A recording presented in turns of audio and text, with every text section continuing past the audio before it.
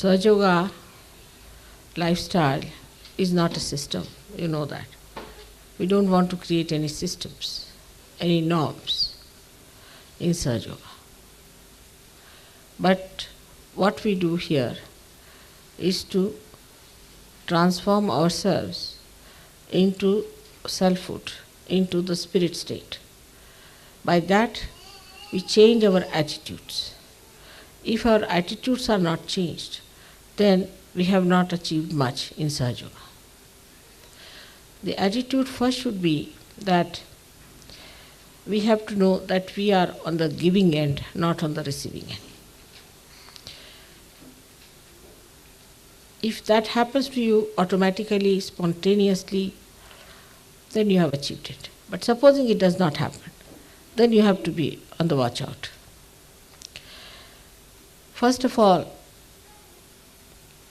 you must feel the joy of being in the Sahaja Yoga.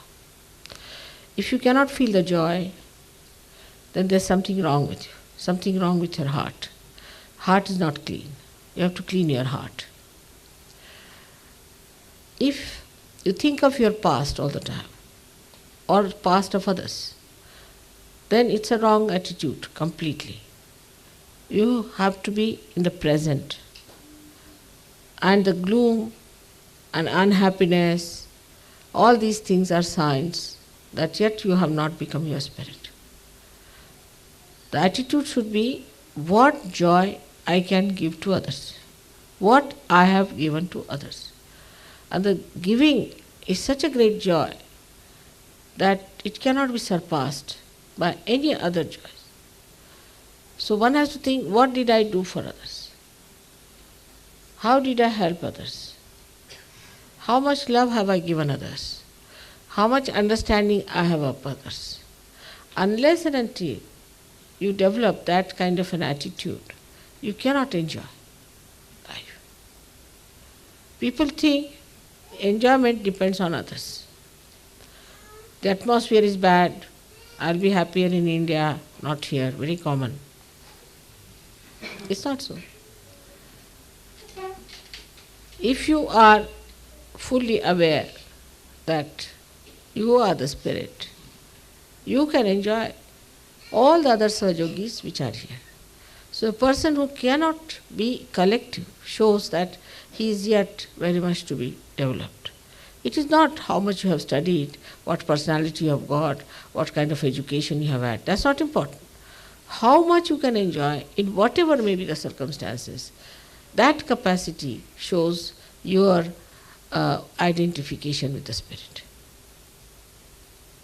You can see me, you have seen my life, how I can adjust myself to any circumstances.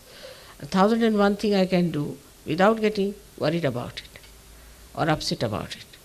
I'm not saying that you can achieve all that, but still, you should have your ideals before.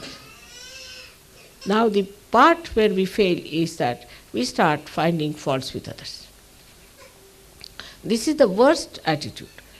That makes you angry because we think you are in charge of everything. I have seen people going on the road, they see, say for example, a funny person passing through, or they find somebody who is not wearing a proper dress, or maybe he is walking in a funny manner. Immediately they get angry. As if they are the policemen, as if they are in charge of the road, as if they have to correct the whole world, and as if they are perfect. In Sahaja Yoga, if you try these old tricks, you can never be happy. Here you don't have to see those things. Just close your eyes when you see any defects of another person. Such a person is always an angry person because he finds the whole world is after his life, or he finds that he has to get after the whole world. One of the two. It's a funny existence. It's a very disgusting, frustrating existence where you are all the time either angry with others or angry with yourself. This anger goes on multiplying. And once it goes on multiplying, then you become nothing but a mountain of anger. With the slightest touch, you get angry. Then they say this is our conditioning. It's not. This is what you have gathered in this lifetime. It has nothing to do with your previous lives or anything, nothing to do with your bhoots. Now, this one common thing in the West is this is my bhoot. As if to have a bhoot is a very big honor. In India, nobody would say that. Nobody would accept they have a bhoot. Because to say you have bhoot means you are a nonsensical person. How could you have a bhoot? That means there's something definitely wrong with you. You're a weak person. There's something missing in you. So one has to understand the attitude towards life is to be like this, that you give others joy, not find faults with others. This attitude has to be completely changed, of finding faults with others. Now, finding faults with yourself is also not necessary, because every day you are changing, every day you are blossoming, every day you are evolving. So it doesn't help to find faults with yourself. Like many people tell me that, mother, I'm a very miserable creature and I don't know what to do with myself and this and that. And I've been always like this, I've been always an unhappy person. What is the need to be like that? If you have been like this, you have been stupid fool. That's what you have been. By God's grace, you have everything. What is there to be miserable like that? From your childhood I have been like this, so what? If you have been from childhood, you have been a stupid fool, that's what. It doesn't give you a better place in society if you say it is from my childhood. Get rid of it. So complaining like this all the time, that you see, I'm good for nothing, I'm a failure, I cannot fit into this. We have no norms, I've told you. We have no norms. We have no systems. There's nothing like it should be a Georgian house or it should be a Victorian house, and if it is not, then it is fussy. That's not in Sahaja Yoga. There's no pattern set for Sahaja Yogis. But what is set is that you are the spirit. You are free people. You are yogis. You are kings. Not like these modern kings where even their dress is decided by parliament. You are free. You are free people. Free people to understand what makes you happy and what makes others happy. So respect the freedom of others. To be overpowering on someone, to all the time say, oh, this is it, asking 100 questions, not necessary. I have seen myself, people torture me like this. Like I went to a place, say, there's a lady who comes to look after me, very sophisticated. So she'll ask me, mother, will you sleep on the right side or the left side? I said, I don't know. What? Why was it necessary? No, I would like to know which side I should place the lamp. I said, whichever side you place, I can turn round and put it on. Then she'll ask which side, which soap, which hand you use for the soap. I said, whichever is needed. What is so great? She said, but then I should have put it on the left or the right. I mean, I'm not a machine that I go to the left only. I can go to the right as well. And she pestered my life. I told her that, please, will you please, now do not make me into a computer. Will you please go and leave me alone? I can manage myself. So this kind of a system we don't have. We are not to computerize ourselves. We are free people. This is one thing we forget. We are free people. When we are free, we respect the freedom of others. And we enjoy their freedom as we enjoy our own freedom. This is very important principle of Sahaja Yoga. That you do not put your things onto others. Now, for example, it's a very common thing. I can see your vibrations, you are very bad. That's no good. If you feel somebody's vibrations are bad or anything, try to be away from that person. It's different.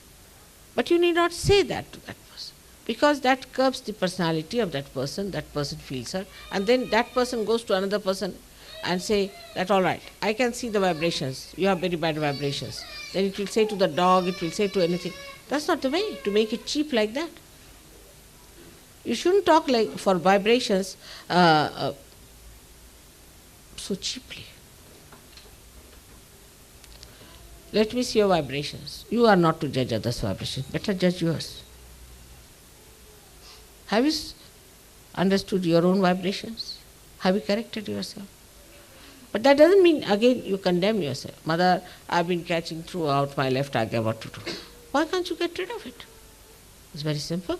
Left agya is the easiest thing to get rid of. You know the mantras, you know what to do. You can get rid of it. But no, you see, that's a kind of an indulgence. Also, some people are, oh, I've got a left agya, then everybody should worry about that person, sympathize with that person, bring candle, burn his clothes, burn him, burn everything.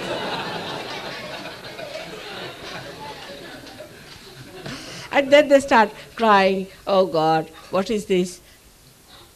This is the habit which has come from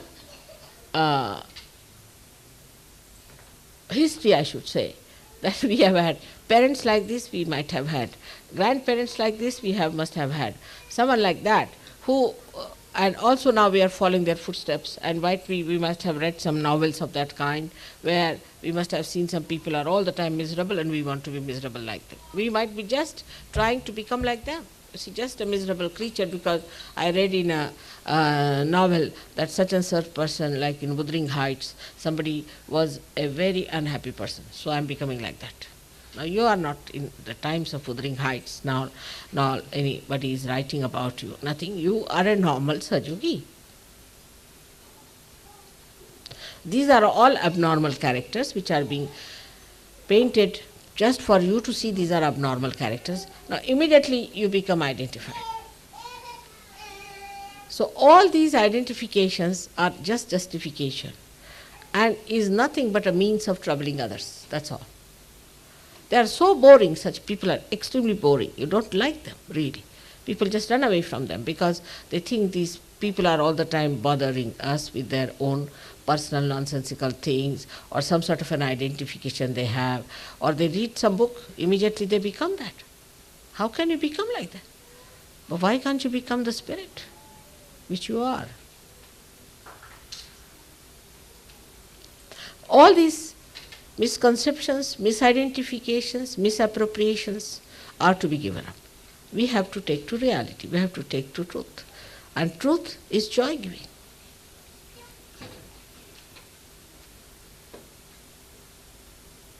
Now the word, as I said, problem, is a recent word in English language. They never had it before. I tell you, in geometry only we used to learn when I was young. In geometry only there was a problem. We never had a problem otherwise.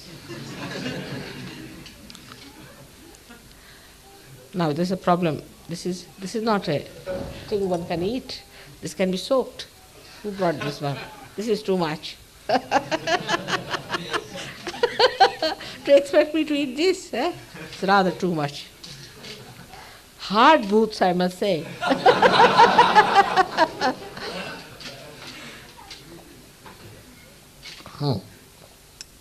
So when we laugh, we should laugh aloud. Open. We are free people. Now there should not be a laughter which is signed by some Elvis Presley or someone that you should smile like this, only 2 teeth must be seen and this should That's not for surgeries. They are mukt. They laugh, they smile the way they like. But what I find is, so many people, you see, just to show me that they are very happy, are just grinning at me. I say, what's this? Is a bhoot grinning or you are grinning at me? Which one is? So, you see, it's a natural, spontaneous, bubbling joy that should be seen on the faces of surgeons. Now, if you want to take, say, a simple example, I'll tell you, I went one day climbing up a very high hill with my son-in-law and daughter. And there was a big temple there, so we had to go there. It's called as Palitana. And by the time you go there, you really get absolutely sick because 3 miles you have to walk and go. So we went and sat down, we sat down. And then suddenly I saw all the beautiful elephants. They were made in the stone. And every elephant has a different type of a tail twisted. When my son-in-law and my daughter-in-law were absolutely fed up, and they were sitting there somehow waiting for the water to come in. And I said, look at these elephants, you see how they have done it. Every tail is differently twisted. He said, Mommy, this is the limit at this time. How can you see the tails of the elephants? I said, this is what I see, because just now there's no water, so better to see the tails of the elephants.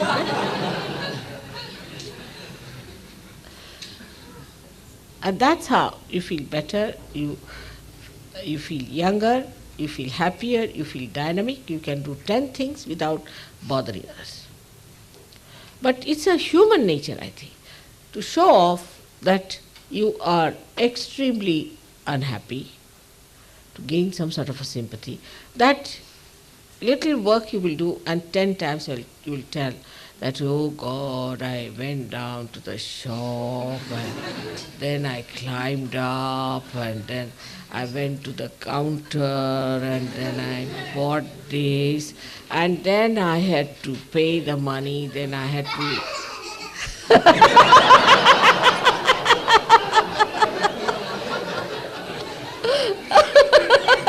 Look at the children, that's what it is. Children are enjoying it because they know they do like this. All these nonsensical things need not be done at all. It has to be a very simple, joyous thing which should be said, you have brought something, just all right, give it nicely, happily. You don't have to say, I did this, better not give, Baba, keep it with yourself. It's like that. So, every time I'm going, I have to give you some sort of a message. And this time is that you enjoy yourself. Every time I say the same, enjoy yourself. I hope you understand why I say that. It's a mantra. It's the mantra today, that enjoy yourself. Yourself, your spirit. Enjoy your spirit. In Nirananda. You should drench yourself into that. You will be surprised, all so-called problems, all so-called pressures, all these things just will die out. It's your only mental conception, your mental ideas and the forms and systems from which you are coming out. That's why. You have certain ideas about people which is not true. They are all evolving, they are all coming out of it. Even the societies which are not Sahajogis are changing. Around you, you are the one who are changing all these things. You see, like a little child, one little child, when he runs, he makes you so happy. Just that much is sufficient to make you happy. In the same way, so many Sahajogis in England should change the society of England, no doubt. But let us see how much we have transformed, how much dynamism we have. Now, I have no problem as usual, but there's one thing that you could call a problem for England is Shuddhi camp. Now, Shuddhi camp, to become Shuddhi camp, needs people to work it out. But those people who have some talent should go, not everybody for a picnic. Still, it is not ready for picnic. It is ready for some work. People who want to go should enlist their names with Gavin or someone, or I think Dr. Spiro can look after that side. And you inform them that we would like to go and we can do this work. Go there and work it out. And I'm sure it will be ready very soon for us to have picnics. But before having picnics, we have to work. And working itself is a picnic. Working itself is a picnic if you know how to enjoy it. Everything is picnic. Everything is enjoyment. Nothing is a pressure for you. Nothing is a dull thing for you. Nothing of the kind.